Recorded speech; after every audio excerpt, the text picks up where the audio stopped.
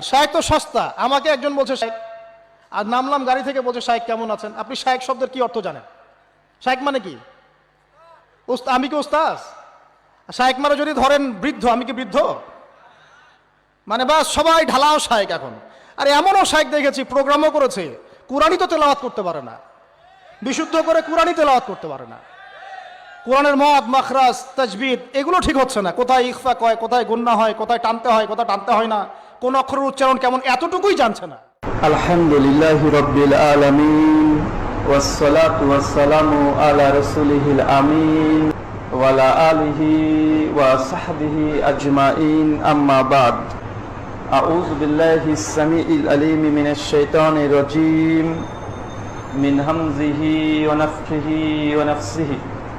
বিসমিল্লাহির রহমানির রহিম।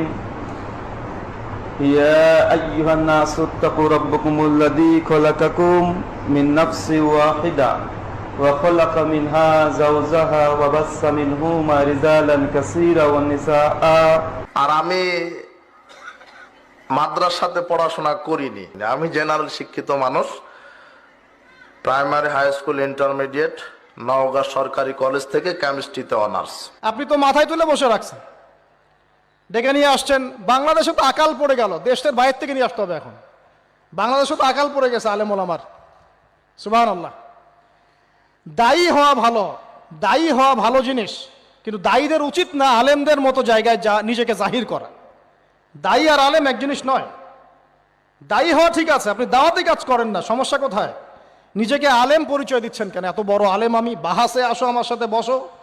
আমি তো রেজাল করিম আবরারকে বলেছি, রেজাল করিম আবরার কেন?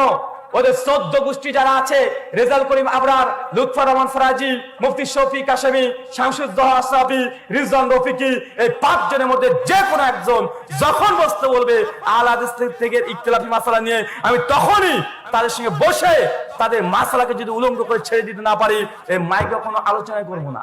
বাহাসের কি বোঝেন আপনি? বড় বড় বাহাসের কিতাবগুলো তো পড়তে দিলেই পড়তে পারবেন না। এবারত সামনে খুলে দেওয়া মিশকাতুল মাসাবি পড়তেই পারবে না, এবারতই তো পড়তে পারবে না। সামনে খুলে দেখ সহিহ বুখারী, সহিহ বুখারী রিডিং পড়তে পারো, রিডিং চ্যালেঞ্জ করলাম, রিডিং পড়তে পারবে না।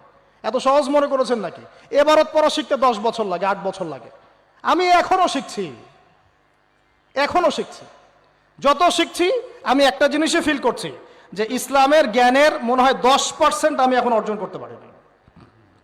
আর আপনারা আমাকে নিয়ে এত মাতামাতি করেন কেন? বড় বড় ওলামায়ে কেরামদেরকে নিয়ে এসে ওয়াজ শুনবেন, খোলামেলা বলছি, বড় বড় ওলামায়ে কেরামদেরকে নিয়ে ওয়াজ শুনবেন।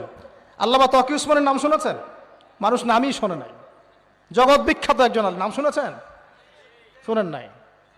বড় বড় ওলামায়ে কেরাম, মানে যাদের কাছে কোরআন, হাদিস, উসুল, ফিকহ, আকীদার গভীর জ্ঞান আছে, এই ওলামায়ে কেরাম এবং তাদের ছাত্রদেরকে নিয়ে এসে ওয়াজ শোনেন। আমাদের কাছ থেকে কি পাবেন? দাওয়াত।